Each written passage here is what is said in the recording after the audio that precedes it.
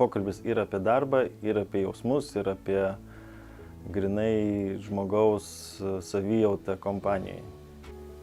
Pirmiausia, man pasitikėjimo ratas tai yra apie erdvės laikymą kiekvienam mūsų komandos nariui, kad žmogus galėtų reflektuoti savo patirtį, kokie jam buvo tie metai mūsų organizacijai, mūsų komandai, kuo jisai gyveno, ką išmoko, tada reflektuoti tai, kame jisai yra dabar ir tada paplanuoti tą ateitį.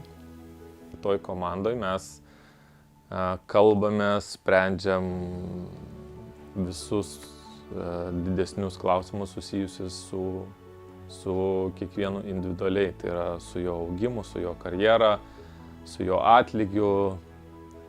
Gali būti klausimai susiję netgi su atleidimu žmogaus.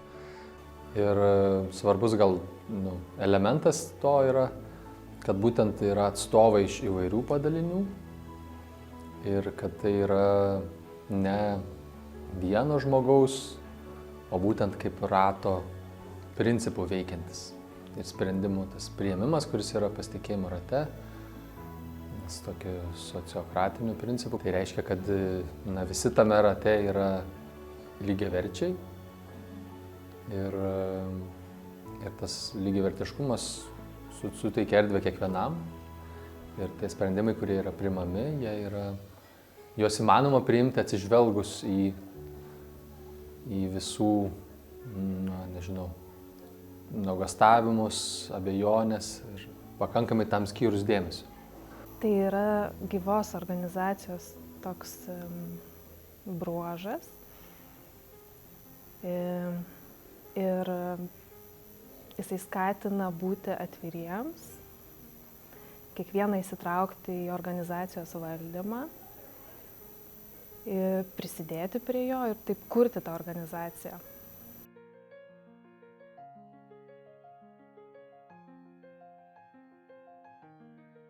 Tai vat, kada mes patys savo su savimi darome tą refleksiją, jinai nebūna tokia gili, nebūna tokia stipri, o kada esame su žmonėm, kuriais pasitikim, tai jaučiasi, kad tiem žmonėm yra labai stiprus augimo momentas. Privalumai šito rato, kad žmogus vertinamas iš visų pusių. Ir jį vertina ne vienas žmogus, ne vienas vadovas, o visi kolegos, su kuriais jis dirba, iš visų sričių. Kai žmogus pasakoja apie savo veiklą, apie savo darbą,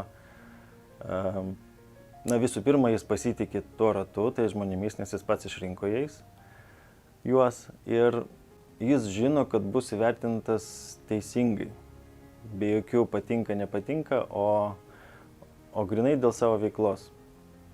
Nes vadovas vis tiek organizacijai dažnai yra užsisukęs, skuba, lekia, bėga, turi daug reikalų arba užsidarė savo kabinete, nemato, negirdi iš tikrųjų bendros nuotaikos, bendrų dalykų, iki jo ateina tik tai labai filtruota informacija.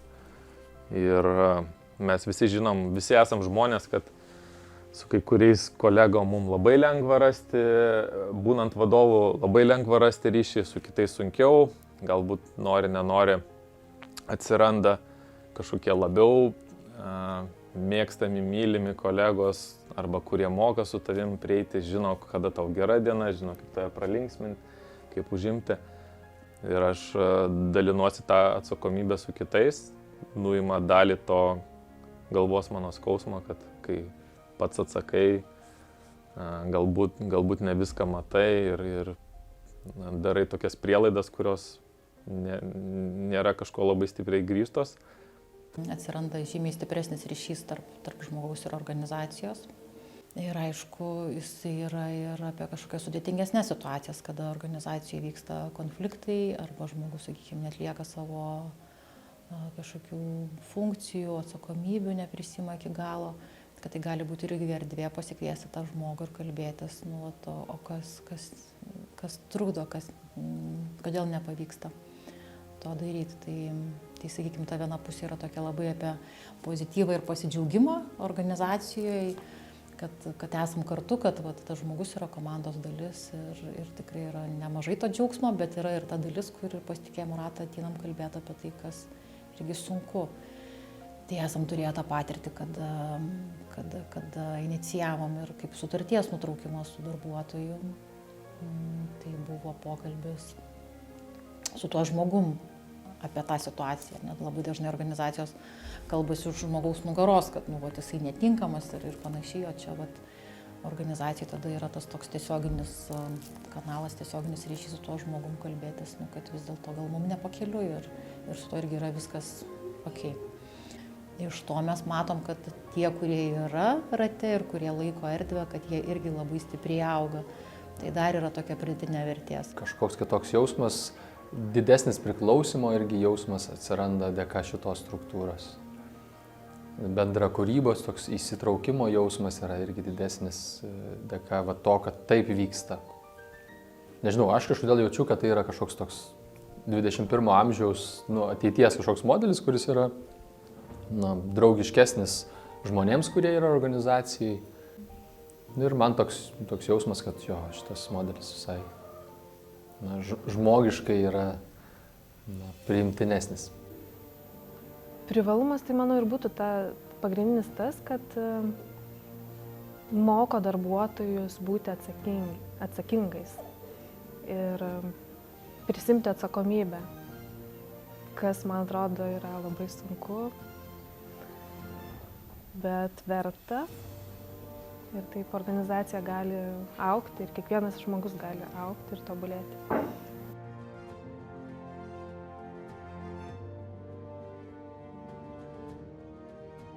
Šito rato, kaip aš matau, vienintelis, sakykime, toks didžiausias trūkumas, kad tai užima iš tikrųjų labai daug laiko, kad ir patys rato nariai investuoja labai daug laiko ir visi pokalbiai visos įmonės irgi užtrunka ne vieną mėnesį, bet kaip ir tai nėra toks trukdis, bet tai yra tiesiog investicija, nes mes investuojame savo laiką į savo kolegas, į savo draugus, bendradarbius.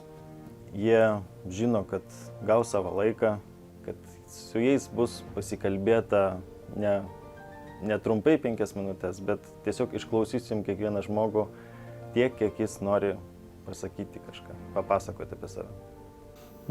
Aš taip labai abstrakčiai tai sakyčiau, bet kurios struktūros ar ten sistemos esminė rizika yra žmonės ir žmonių sąmoningumas, kiek jie turi, branda žmonių.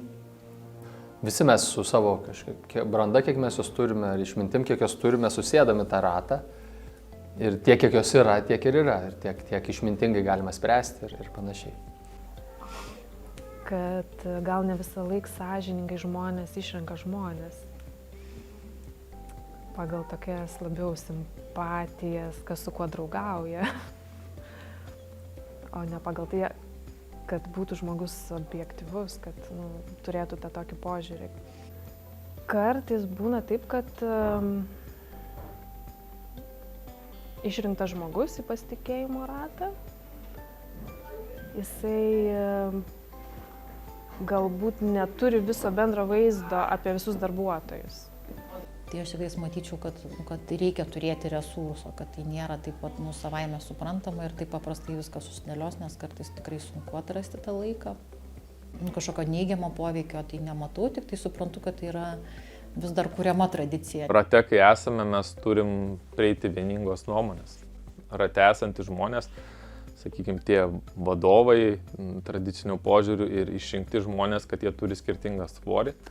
Mes turim vienodą svorį ir turim priimti konsensusų sprendimą kažkokį tai. Turi savo šiek tiek irgi ego kontroliuoti, žiūrėti į visą tai, kad ne visą laiką tu turėsi patį geriausią sprendimą ar matymą situacijos. Tai čia yra darbas irgi su savim.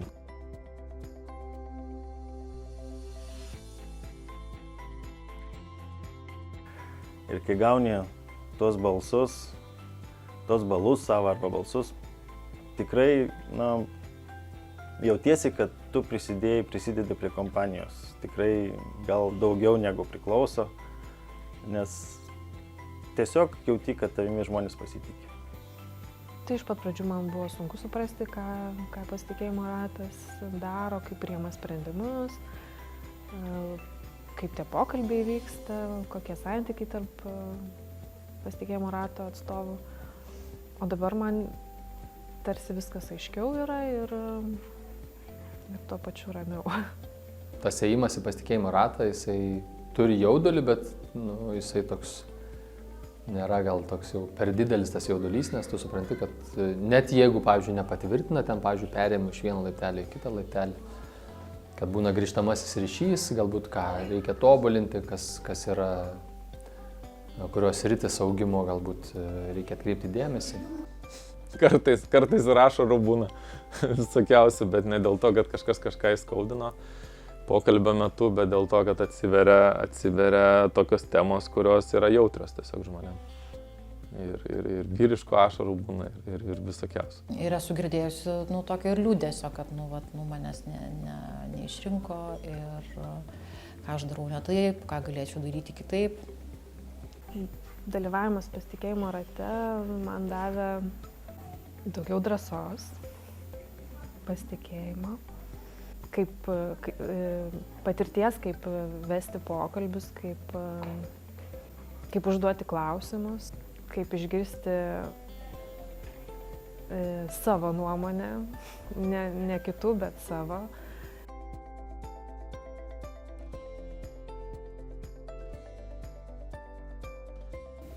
Kad jeigu yra kas nors, kas abejoja, ar čia pradėti ar nepradėti, tai tikrai pradėti.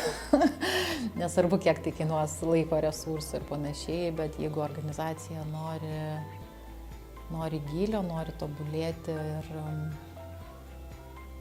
ir jausti ryšį su visais savo darbuotojais, tai manau, kad yra labai svarbi dalis. Aš palinkėčiau, kad jūsų organizacijose atsirastų toks formatas, kuriame galėtų vykti atviri, tikri pokalbiai. Nebūtų tokie pokalbiai kaip tarp vadovo ir kažkokio tai jam pavaldaus asmens, kur daug kas nuslepiama, nepakalbama apie esmę. Turėtų vykti atviri, tikri, nuoširdūs pokalbiai, kurie vestų į geresnį rytojų. Tai to ir linkėčiau visiems, kurie išdrįs panašų formatą ar kitokį formatą pabandyti savo organizacijose.